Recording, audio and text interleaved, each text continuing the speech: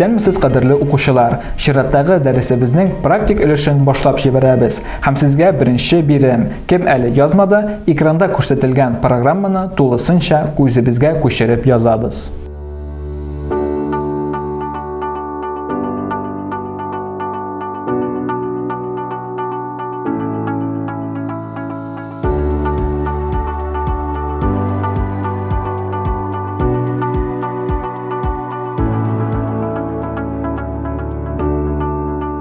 Язып бетергәч, сул якта өстә урнашкан галочка һәм уклы кнопкаларга басып, аны плата хәтеренә саклыйбыз.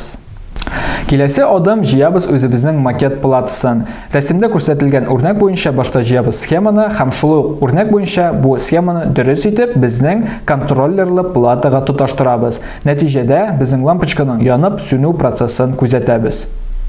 Киләсе тәҗрибә.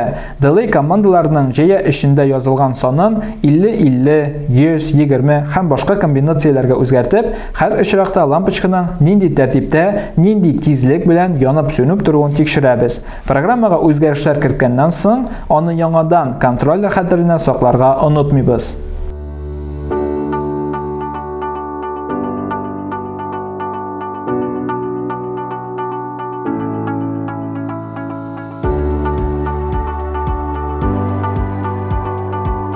Киләсе тәҗрибә.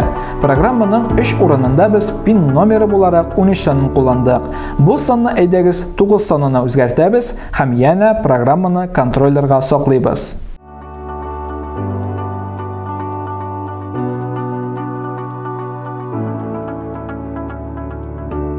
Программага үзгәрешләр керткәннән соң үзебезнең макеттагы үткәргечләрнең торышын төзәтергә дә онытмыйбыз.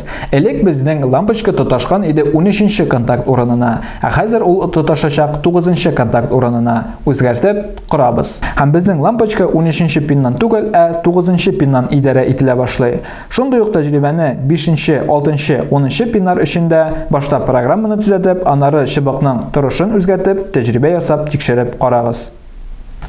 Укучылар, шулай итеп без сезнең белән микроконтроллерның төрле пиннары аша әлегә бер элемент лампочка белән идарә итәргә өйрәндек. Моның өчен без һәр очракта керттек үзгәрешләр программага да һәм ясадык үзгәрешләр үзебезнең макетта да. Шуның белән безнең чираттагы дәрес ахырына якынлашты. Игътибарыгыз өчен рәхмәт, исән-сау булыгыз.